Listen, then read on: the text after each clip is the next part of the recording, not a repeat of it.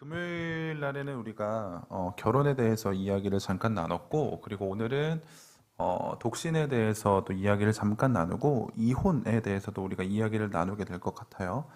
제가 금요일 날도 잠깐 말씀드렸지만, 이 말씀은 우리가 누구를 만나고 어떻게 살아야 되고 결혼을 잘해야 된다 이런 뉘앙스가 아니라고 하는 거. 이 결혼의 문제에 대해서 그리고 또 독신에 대한 문제에 대해서 이혼에 대한 문제에 대해서 언급을 하는 이유가 있는데 그건 뭐냐면 음행 때문이다라고 하는 거예요. 그래서 음행을 하고 있는 그들의 본성을 바울은 계속적으로 살펴보았고, 그리고 이 음행을 억제하고 제거하기 위해서 방편들을 이야기해 주는 건데, 그게 결혼이고, 독신이고, 뭐, 이혼, 이런 것들이에요. 그렇기 때문에, 이것을 우리가 오늘날로, 그러니까 현대적으로 해석을 해서, 뭐, 이런 사람과 결혼한다더라. 이런 사람은 독신을 해라. 뭐, 나이가 찼는데 결혼 못하면 그냥 독신의 은사로 생각하고 살아라. 이런 의미가 아니에요. 아시겠죠? 항상 음행이라고 하는 문제의 기본, 기본 틀을 잡아서 이것을 해결하기 위한 방편을 지금 바울은 제시하고 있는 거다라고 생각해 주시면 됩니다.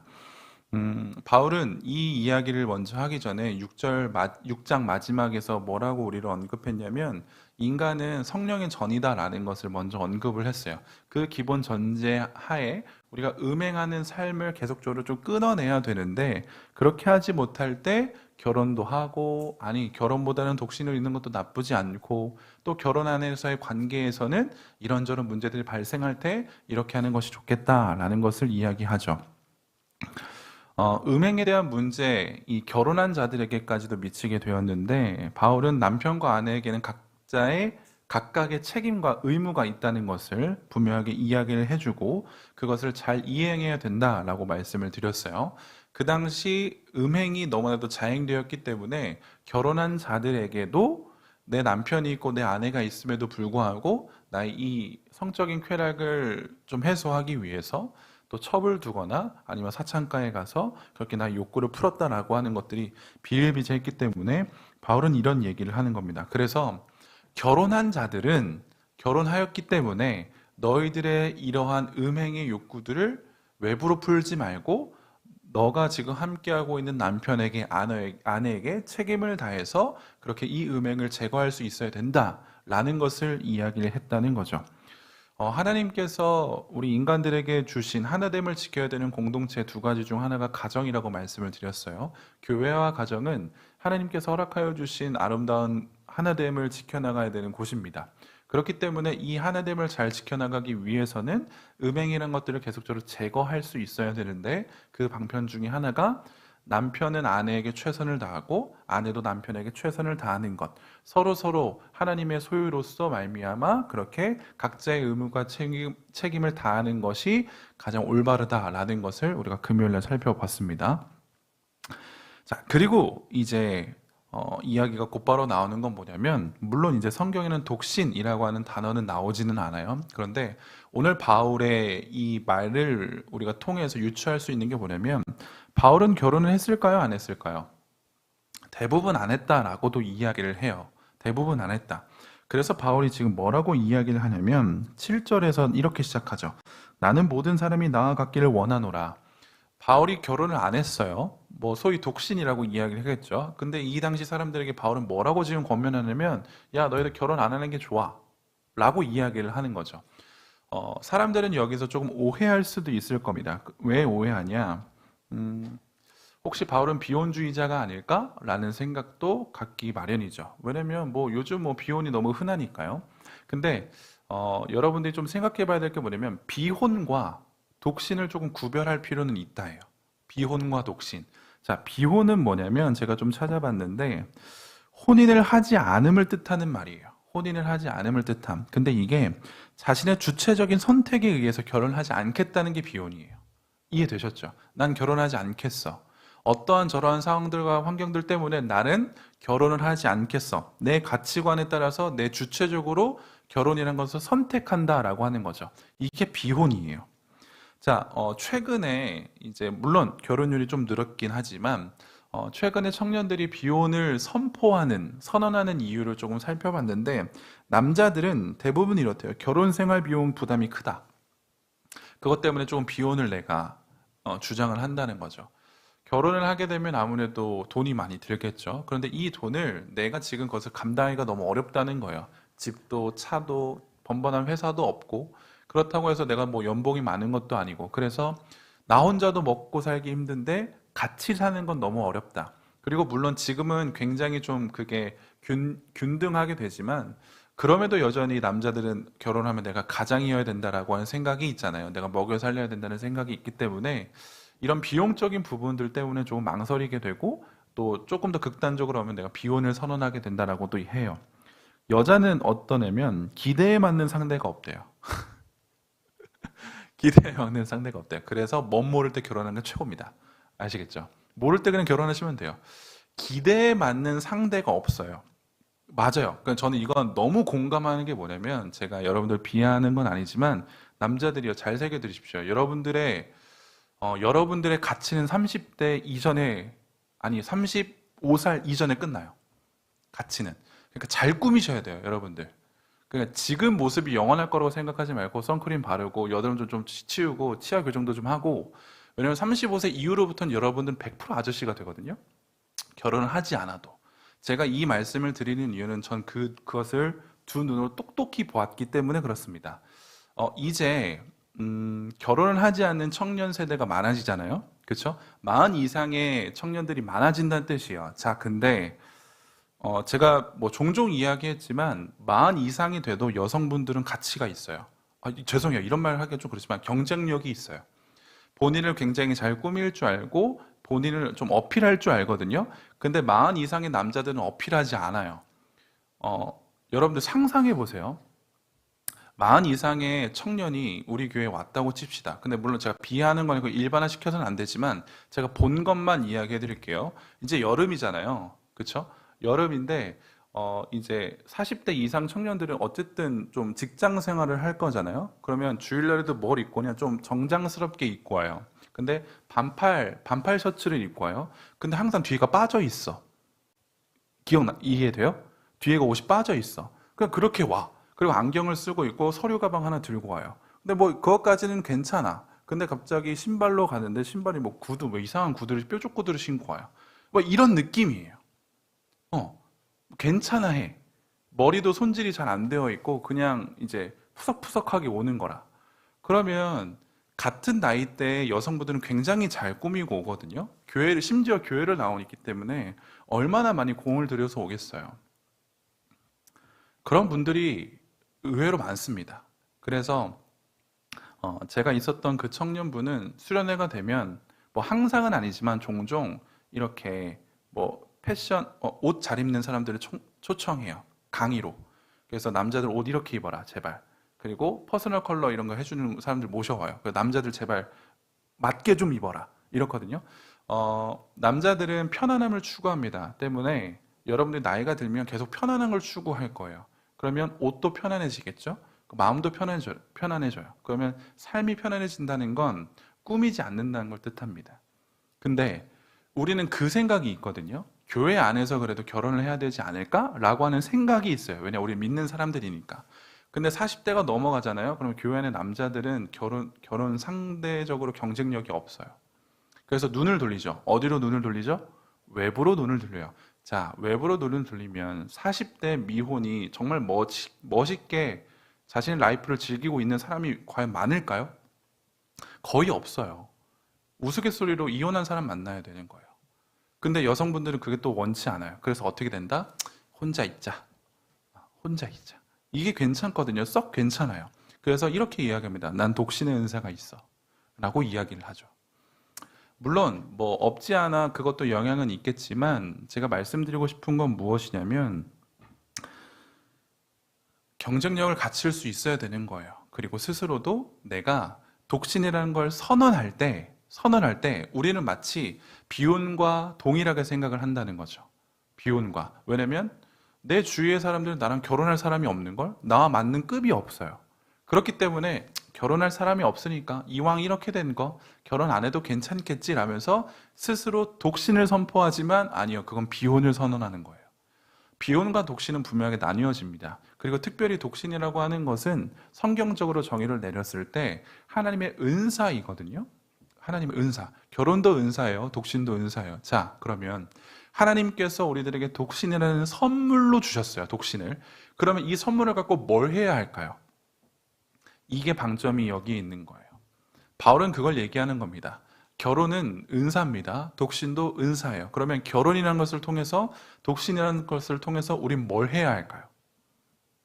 너무 뻔하죠. 하나님의 영광을 위해서 산다라고 하는 겁니다. 가족을 부양할 돈이 없기 때문에 비혼을 선언하고, 나와 급이 맞는 사람이 없기 때문에 비혼을 선언한다. 이건 하나님의 영광을 위해서 살아가는 태도가 아니라는 거예요. 그래서 비혼은 독신과 다릅니다. 성경에서 이야기하는 독신이라고 하는 것은 하나님께서 선물로 주신 은사이기 때문에 이 선물을 가지고 하나님과 더 가까이 하나님의 뜻을 이루기 위해서 살아가야 한다라는 겁니다.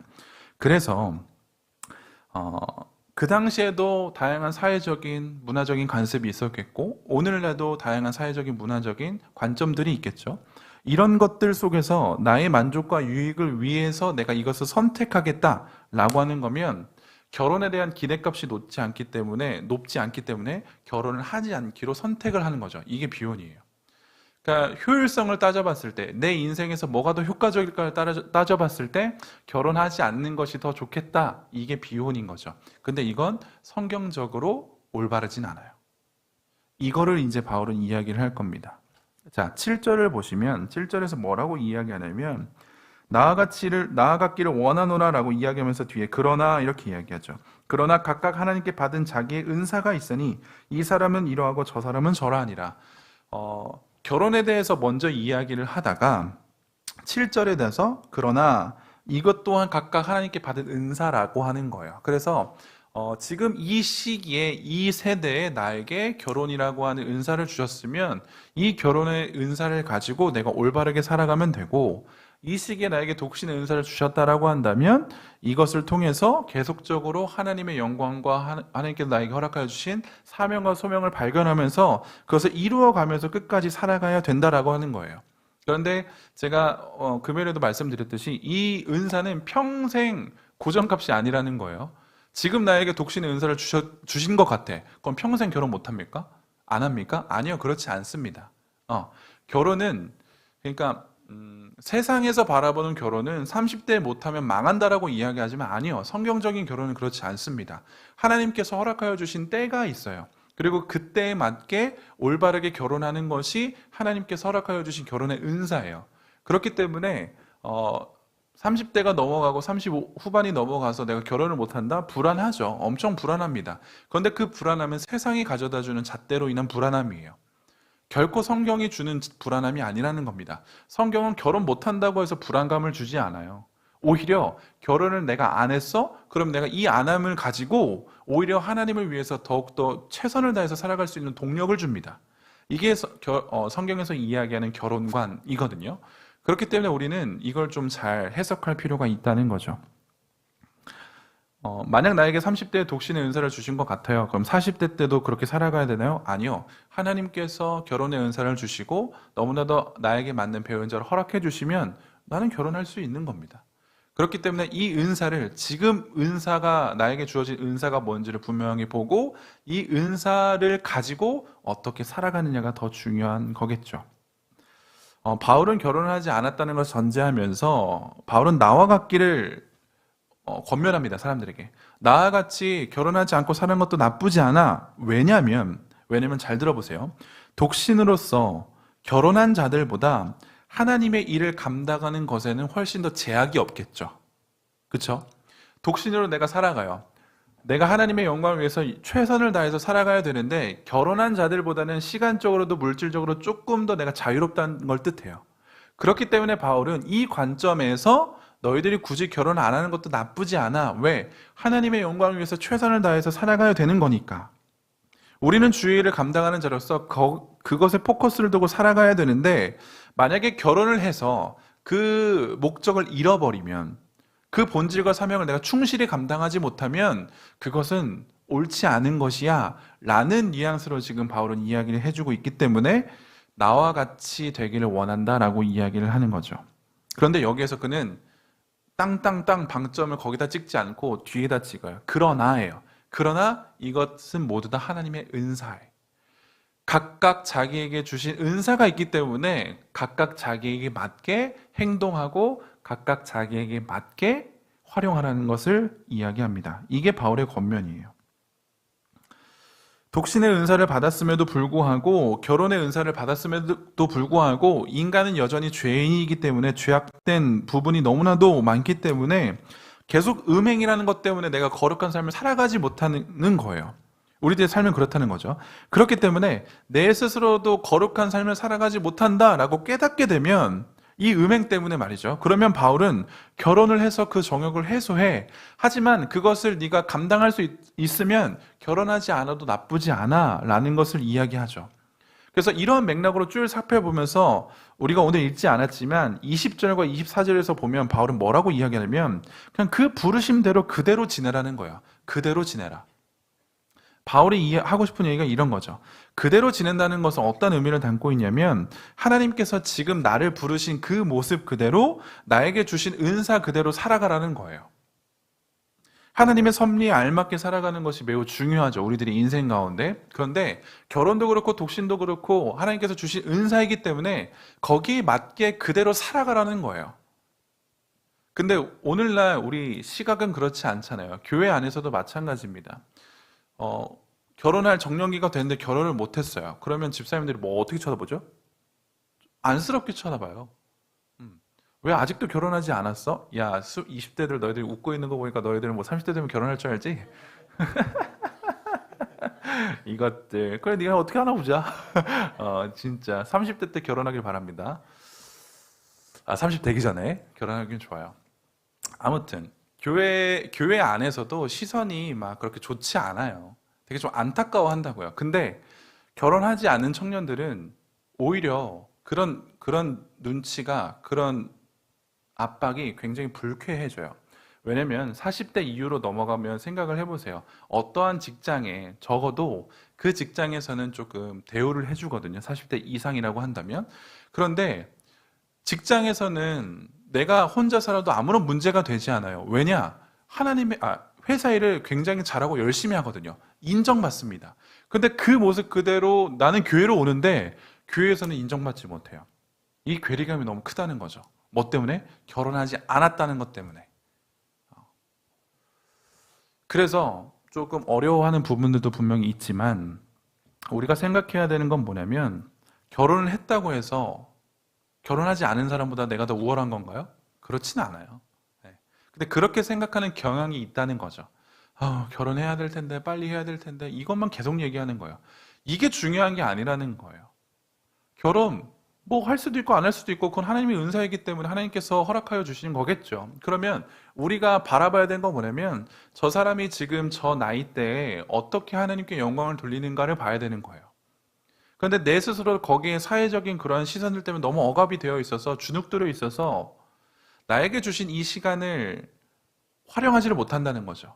어떻게 내가 하나님의 뜻 가운데 이 시간을 활용할 수 있을까? 내가 어떻게 하면 잘 살아갈 수 있을까를 계속적으로 이 시간에도 생각을 해야 되는데 결혼이라고 하는 이 사회적인 시간들 때문에 이 정년기 때문에 하나님의 뜻을 올바르게 발견하지 못하는 청년들이 매우 많다는 거죠. 그리고 그 정년기가 가까우면 가까울수록 더 그렇습니다. 그래서 교회 나오는 것도 교회를 옮기는 것도 뭐 때문에 옮기죠? 결혼하기 위해서 옮겨요. 큰 교회를 가려고 하는 이유가 뭘까요? 단 한 가지입니다. 남자들이 많으니까요. 여자들이 많으니까요. 그러면 결혼할 확률이 높아지겠죠. 그거는 어리석은 생각입니다. 아무리 큰 교회라도 결혼 못하는 사람들이 있어요. 우리가 주목해야 될 건 뭐냐면 하나님의 영광을 위해서 내가 어떻게 살아가야 하는가, 이 시간을 어떻게 써야 되는가에 대해서 우리가 조금 더 생각을 해야 된다는 거죠.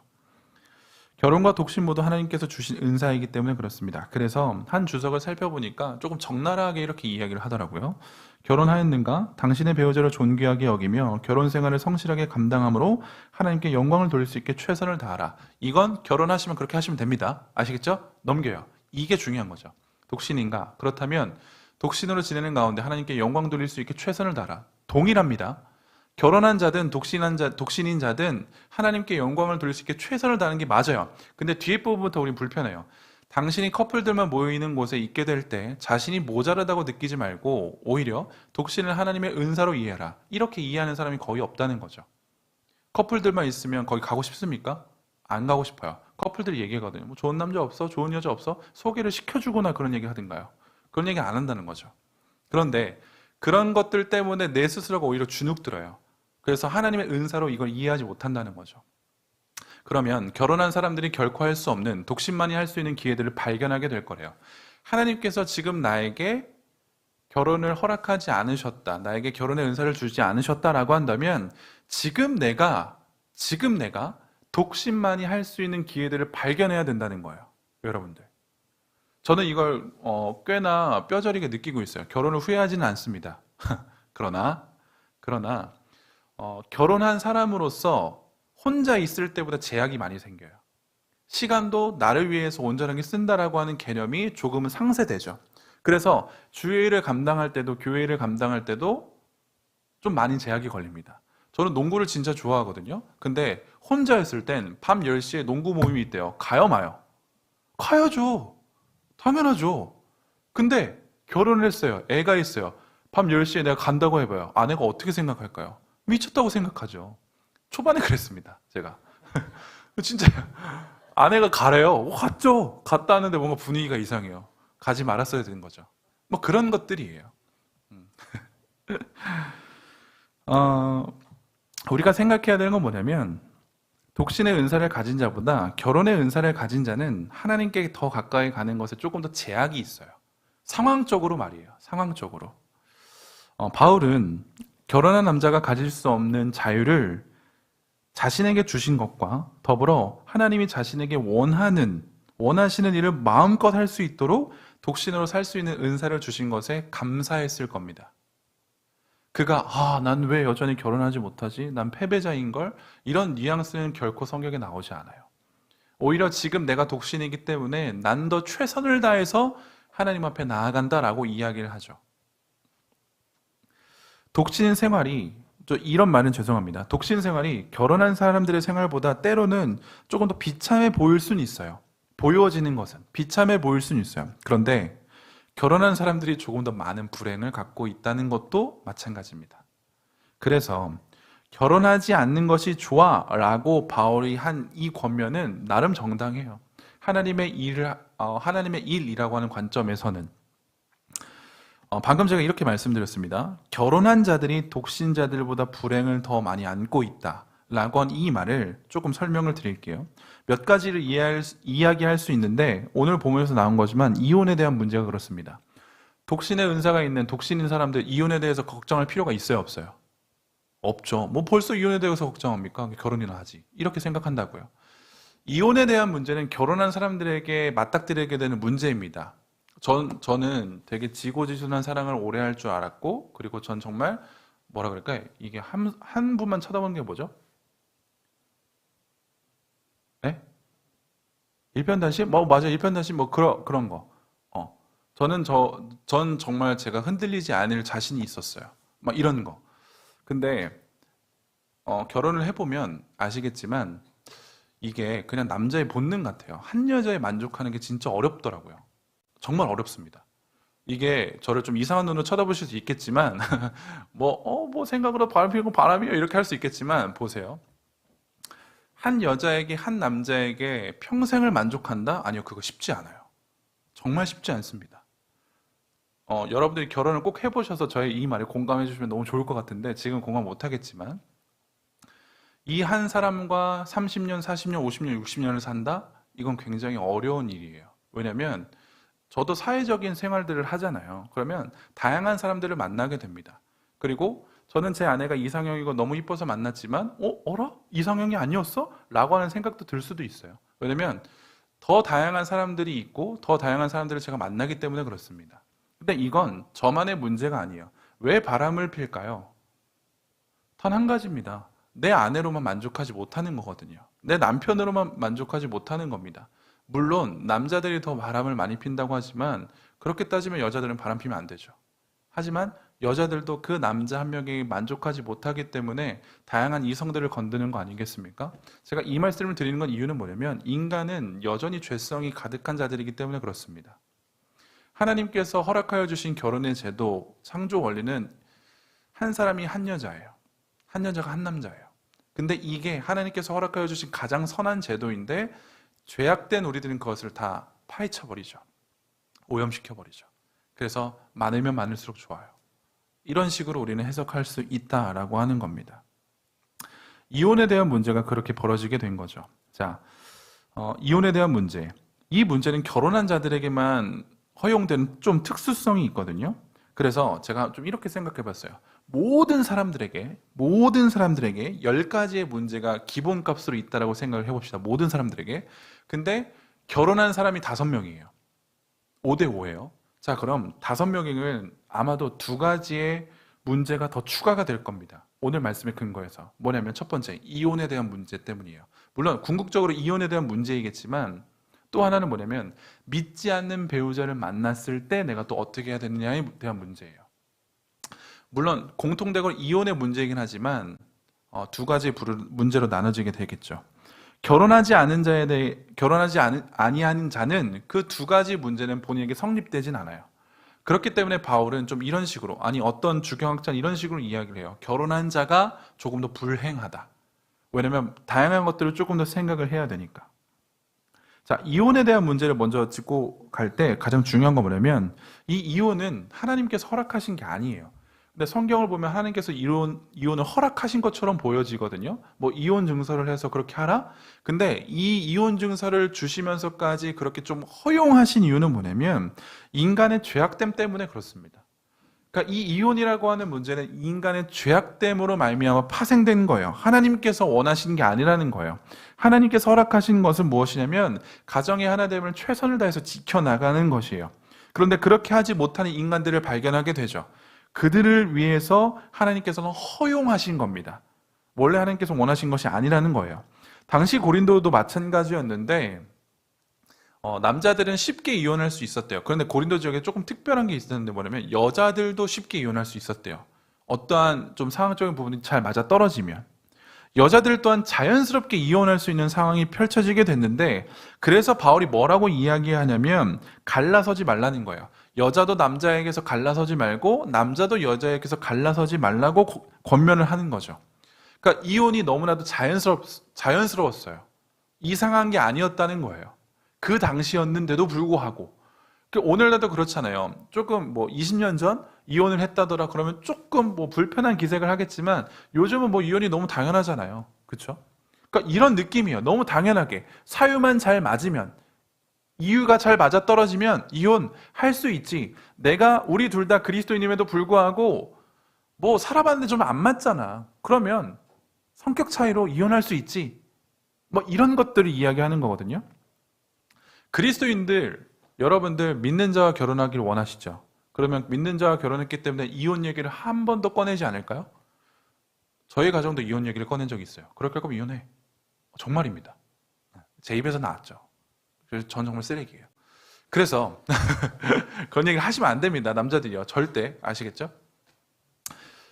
아무리 목사 집안이라고 해도 이혼에 대한 얘기가 감정적으로 치우치면 나올 수밖에 없어요.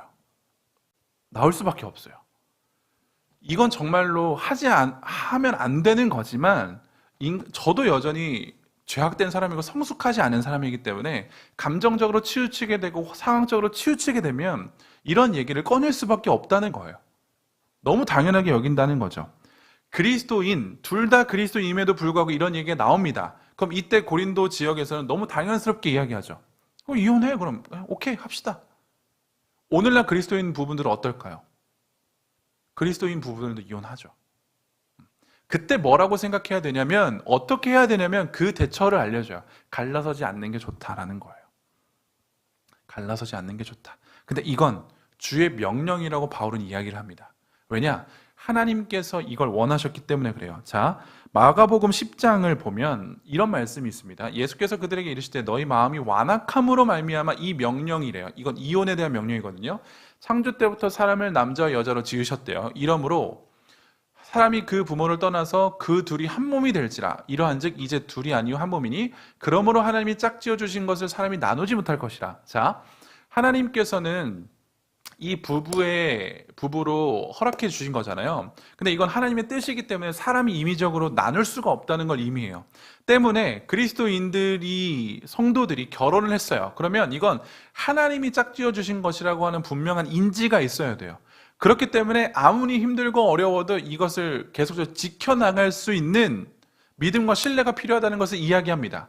그렇기 때문에 그리스도인들의 부부 같은 경우에는 어떤 문제가 발생했다라고 한다면 갈라서는 것을 당연시 여기지 말고 세상의 문화가 그랬음에도 불구하고 사회적인 문화가 그랬음에도 불구하고 그걸 너무 당연스럽게 여기지 말고 붙어 있으라는 거예요. 그걸 권면합니다. 이해되셨죠? 그리스도인들끼리 결혼했을 때요. 근데 그리고 나서 또 뭐라고 이야기하냐면 12절로 보면 이게 이제 가장 어려운 부분이에요. 한 명은 그리스도인, 한 명은 그리스도인이 아니에요. 믿는 자와 믿지 아니한 자가 결혼한 거예요. 근데 여기에서도 문제가 발생하게 되겠죠.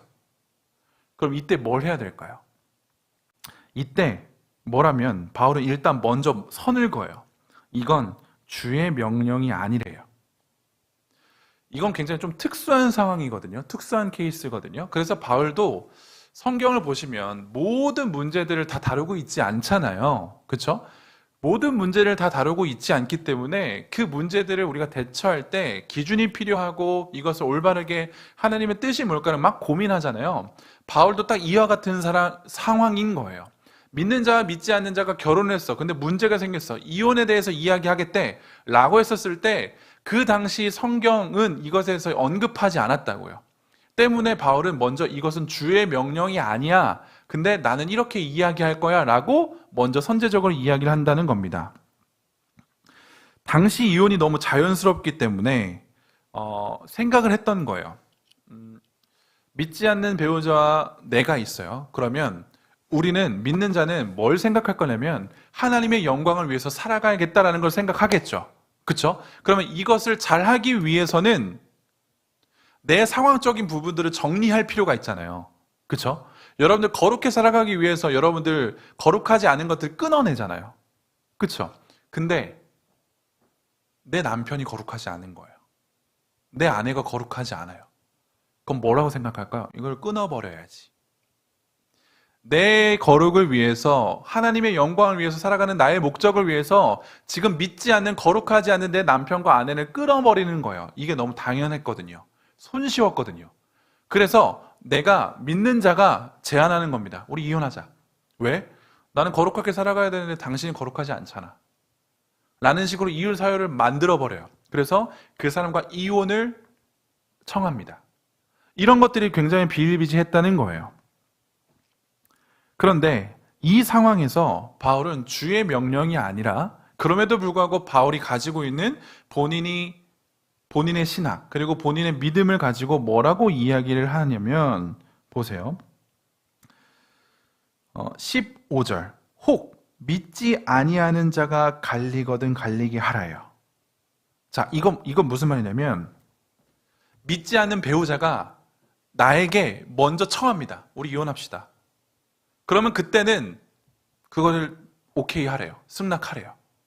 그런데 이 말을 한 의미는 뭐냐면 반대의 경우도 있다는 거예요. 믿는 자가 믿지 않는 자에게 이혼을 먼저 청하는 경우도 있겠죠. 근데 그건 하지 말라는 소리예요. 저는 믿는 사람입니다. 근데 만약에 제 아내가 믿지 않아요. 근데 제 아내가 믿는 나와 사는 게 너무 행복해. 너무 좋아. 그러면 내가 함부로 이혼을 청하지 말라는 소리예요. 왜냐? 내가 믿는 자로서 믿지 않는 자에게 보여줄 수 있는 것들이 굉장히 많겠죠.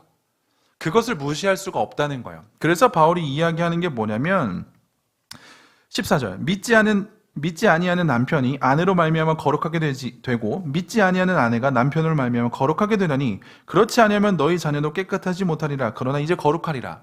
믿는 한 사람으로 말미암아 그들은 거룩하여질 수 있다라는 걸 전제해요. 하나님의 구원의 역사는 그렇게 흘러갈 수 있다는 것을 전제하죠. 그래서 믿지 않는 자가 믿는 자와 결혼했어요. 그럼에도 불구하고 믿는 자는 그 사람을 끊어내는 것이 아니라 여기에서 나에게 허락하여 주신 사명과 소명을 최선을 다해서 감당하라는 거예요. 왜? 이 구원의 영역은 나의 영역이 아니에요. 하나님의 영역입니다. 때문에 내가 먼저 그들에게 이혼을 청하지 말라라는 것을 이야기해요. 그런데 반대의 개념을 바울은 얘기하죠. 믿지 않는 자가 믿는 자에게 이혼을 청합니다. 근데 그건 받아들여도 돼 라고 이야기를 해요. 좀 이해되시나요? 이렇게 하는 이유가 뭐라 그랬죠? 하나님의 영광을 위해서 살아가기 때문에. 그게 우리들의 사명과 목적이기 때문에 그렇습니다. 그런데 저는 여기서 한 가지 조금 이상한 점이, 좀 의문점이 떠올랐어요. 뭐냐면 하나님의 영광을 위해서 살아가야 된다라고 하는 분명한 원칙이 있죠. 원리가 있죠. 그런데 바울은 이게 자신의 뜻이라고 이야기를 했잖아요. 특별히 믿지 않는 자와 믿는 자가 있었을 때 이렇게 하는 것이 더 좋겠다라는 것이 바울 자신의 생각으로 권면하는 거잖아요. 주의 명령이 아니라고 이야기를 했잖아요. 근데 이 고민인 거예요. 굉장히 바울은 신중하고 깊이 있게 조심스럽게 이런 권면을 했을 거잖아요. 그렇죠? 그런데 이 권면을 받아들이는 사람들의 태도에 대해서 저는 생각을 하게 됐어요. 바울은 얘기했습니다. 내가 지금 이 권면하는 건 주의 명령이 아니야. 이 말은 내 생각이라는 거거든요. 내 생각. 내 생각은 이래 라고 지금 고린도 교인들에게, 그 상황 가운데 있는 사람들에게 제안을 한 겁니다. 권면을 한 겁니다. 자, 그러면 이 권면을 듣는 고린도인들은 두 가지로 나뉘겠죠. 어떻게 나뉠까요? 듣는 사람과 듣지 않는 사람이에요. 우린 이 부분에서 좀 생각을 할 필요가 있어요. 바울이 지금 자신의 주장으로 이야기를 했지만 그 근본 기저에는 뭐가 깔려 있냐면 하나님의 원리가 좀 깔려 있어요. 원칙과 원리가 깔려 있어요. 바울은 굉장히 똑똑한 사람이었습니다. 그렇기 때문에 하나님께서 말씀하신 원리와 원칙을 가지고 최대한 신중하고 깊이 있게 지금 이러한 방편을 내놓았다는 거예요. 물론 주의 말이 아닙니다. 주의 명령이 아니에요. 성경 어디에도 그렇게 나오진 않아요. 하지만 바울은 그렇게 권합니다. 그런데 이 권함을 듣고 어떤 사람은 그 권면을 받아들이고 어떠한 사람은 그 권면을 받아들이지 않겠죠. 그런데 여기서 중요한 건 뭐냐면 권면을 받아들이지 않았다고 해서 그 사람을 정죄할 수는 없어요. 이해되시나요? 권면을 따른다, 권면을 따르지 않는다. 자, 권면을 따르지 않은 사람들은 당연히 이렇게 이야기할 겁니다. 아니, 그건 바울의 생각이잖아. 그건 바울이 해석한 생각이잖아. 그렇기 때문에 그 사람도 죄인이야. 그 사람도 올바르게 100% 올바르게 생각할 수 없어. 때문에 그건 올바른 선택이 아닐 수도 있어. 라고도 생각할 수 있기 때문에 그 권면을 안 따를 수 있어요. 이건 어떻게 보면 굉장히 당연한 거겠죠. 당연한 거예요. 당연한 얘기이기 때문에 할 수 있고 안 따를 수 있다는 거예요. 그런데 바울의 권면을 따르지 않겠다고 선택하였다면 이 부류의 사람들이 해야 되는 건 뭐냐면 이 바울의 권면을 따라가는 사람들을 함부로 정죄해서는 안 된다는 걸 뜻해요. 서로. 난 따라가지 않겠어. 근데 따라가는 누군가겠죠. 그럼 이렇게 얘기하면 안 된다는 거예요. 야, 그건 뭐 바울의 얘기잖아. 그걸 왜 따라가? 그렇게 안 해도 된다니까? 그걸 따라가면 좀 이상해. 라는 식으로 함부로 이야기해서 안 된다는 거예요. 반대도 동일하겠죠. 난 이 바울의 권면을 따라갈 거예요. 근데 따라가지 않는 사람들을 놓고 야, 너 왜 믿음이 없는 거구나. 야, 이건 주의 말씀인데 왜 안 따라가? 이런 식으로 해석을 하면 안 된다는 거예요. 이해되셨죠? 이게 중요한 포인트라고 하는 겁니다. 바울의 권면을 따르는 자도 바울의 권면을 따르지 않는 자도 서로를 함부로 뭐라고 할 수가 없어요. 할 수가 없어요. 자, 그런데 여기에서 굉장히 중요한 하나의 영적인 원리가 등장하는 게 뭐냐면 서로의 선택은 존중해 주어야 합니다. 그런데 여기에서 우리들의 선택의 가장 중요한 포인트는 뭐냐면 과연 이것이 공동체의 유익이 되는가 안 되는가가 여러분들 반드시 생각하셔야 돼요.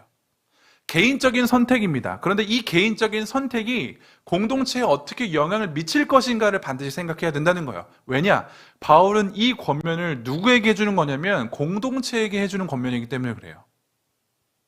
그러니까 어떤 개인에게 던지는 권면이 아닙니다. 공동체에게 던지는 권면이에요. 그래서 나는 결혼하지 않았지만 이혼에 대해서 나는 생각할 수 없지만 나라고 한다면 나는 이렇게 하겠어. 그리고 이게 공동체에게 유익을 가져다 줄 거라고 생각을 해. 라고 바울이 제시를 했다면 우리는 선택할 수는 있어요. 어떠한 선택을 하는지는 여러분들에게 달렸죠. 하지만 그 선택의 기준이 뭐가 되어야 된다고요? 공동체의 유익이 되어야 된다고요. 그래서 바울이 이야기했잖아요. 모든 것이 가하나 모든 것이 유익하지 않아요. 이걸 여러분들이 반드시 명심해야 됩니다. 우리는 하나됨을 지켜야 된다라고 하는 교회 공동체를 우리를 불러주셨잖아요. 그런데 이 교회 공동체 안에 문제가 발생하기 시작했어요. 그러면 이 문제를 해결하기 위해선 공동체의 하나됨을 계속적으로 요구해야 되는데, 이 요구할 때 방법들이 주의 말씀이 아닌 것들이 굉장히 많아요. 당연하죠. 하나님의 이 66권의 말씀에는 모든 문제를 다루지 않기 때문에 그렇습니다. 그런데 그때 누군가가 공동체의 유익을 위해서 권면을 합니다. 근데 이 권면을 우리는 생각해 볼 필요가 있다는 거예요. 이 권면이 우리 공동체에 맞는 권면인 것 같아. 그럼 따라가시면 됩니다.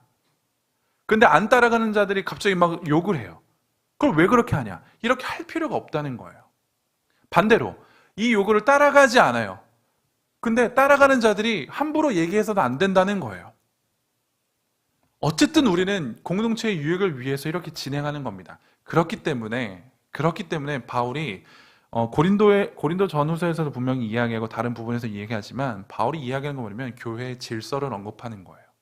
여러분들, 공동체 안에는 교회를 제외하고도 모든 공동체는 질서가 있습니다. 질서. 하나님은 질서의 하나님이시기 때문에 그렇습니다. 이 질서를 우리가 올바르게 따라가는 것도 하나님의 말씀에 순종하는 것과 다르지 않아요. 물론 우리들에게는 스스로 판단할 수 있고 생각할 수 있는 지혜와 이성이 있습니다. 이걸 싸그리 무시한 채 그냥 수동적으로 따라가는 뜻이 아니에요. 하지만 우리가 공동체로 모였고 그 공동체 안에서 질서가 존재한다는 것을 믿는다라고 한다면, 이 질서에 맞게 움직일 수 있는 우리의 넉넉함도 필요하다는 것을 의미해요.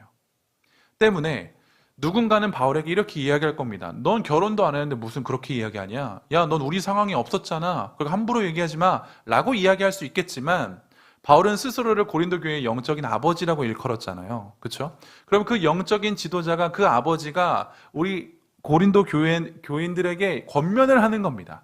그러면 그것을 따라갈 수 있는 것도 교회의 질서에 순응하는 거예요. 그래서 우리는 바울의 이 권면을 조금 곱씹어 볼 필요가 있고, 그 당시 고린도 교인들도 곱씹어 볼 필요가 있다는 거죠. 이것을 조금 이제 오늘날로 가져와 볼까요? 지금 바울은 음행을 이야기하면서 결혼에 대해서, 그리고 독신에 대해서, 이혼에 대한 문제들을 이야기하잖아요. 바울이 야, 나와 같이 사는 게 낫겠어 라고 하는 이유가 어느 정도는 좀 공감이 돼요. 결혼하면 이혼에 대해서 생각해야 되고, 내가 바람피면 어떻게 생각해야 되고, 자녀 낳으면 어떻게 해야 되지, 이런 것들을 생각해야 된다는 거죠. 이런 생각할 시간에 하나님의 일을 위해서 더 전심전력 하라는 거예요. 그래서 바울은 나와 같이 지내는 것이 좋다라고도 이야기를 하는 거죠. 벌써부터 머리 아프죠. 그런데 오늘날에도 현실적인 고민들이 굉장히 많습니다. 성경에서는 다 다루지 않지만 오늘 2026년을 살아가는 우리들에게는 다양한 현실적인 고민들이 너무 난무해요. 결혼, 독신, 이혼, 이거를 포함해서 더 다양한 문제들이 있겠죠. 그래서 매우 어려워요. 난해해요. 그런데 바울에게는 분명한 원칙이 있어요. 하나님의 영광을 위해서라고 하는 원칙. 그리고 내 삶은 하나님의 소유이기 때문에 이 원칙이 작동되어야 된다라고 하는 분명한 믿음이 있었죠. 때문에 하나님의 뜻에 맞게 살아가는 것이 무엇인지를 계속적으로 고민을 했고, 그 고민을 통하여서 권면들을 합니다. 바울이 만약에 분명한 원리 원칙, 사명과 소명이 확고하게 자리 잡지 않았다라고 한다면 이 권면들은 무용지물일 거예요. 그런데 바울만큼 자신에게 주어진 사명과 목적을 위해서 살아가는 자가 없었어요. 우리는 성경을 통해서 발견하잖아요. 그의 늘 생각은 어떻게 하면 교회라고 하는 공동체가 하나님의 사명을 잘 감당할까? 하나님의 영광을 위해서 살아가는 것일까? 이것들을 날마다 고민하고 직접적으로 몸소 보여준 사람이 바울이란 말입니다. 그만큼 바울은 고민했다는 거예요. 이 원칙은 복음을 아는 자들에게는 공통적으로 기준이 되는 원칙이에요. 여러분들의 삶에도 저의 삶에도 하나님의 영광을 위해서라고 하는 기준이 너무 분명하잖아요. 그런데 이 기준을 가지고 여러분들에게 지금 다가오고 있는 특별한 문제들을 해결해 나갈 수 있어야 된다는 거예요. 그래서 공동체가 중요한 겁니다. 왜냐하면 다양한 사람들이 모여있는 곳이에요. 그런데 한 가지 기준이 있죠. 그렇기 때문에 한 가지의 기준으로 다양한 문제들을 경험하잖아요, 우리는. 그래서 우리는 서로를 존중해주고 서로를 격려해주는 거예요. 내가 하나님의 기준으로 이렇게 살아갔었어. 근데 이게 너무 힘들었다.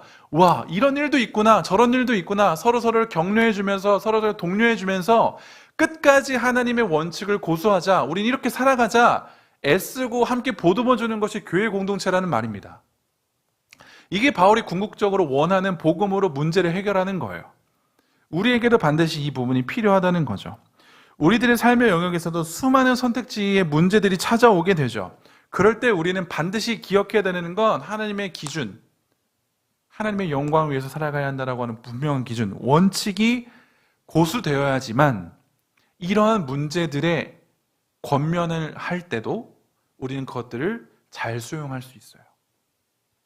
저는 고린도 교회가 그 당시 이 편지를 받았을 땐 뭐야 라고도 생각할 수 있었다라고 봐요.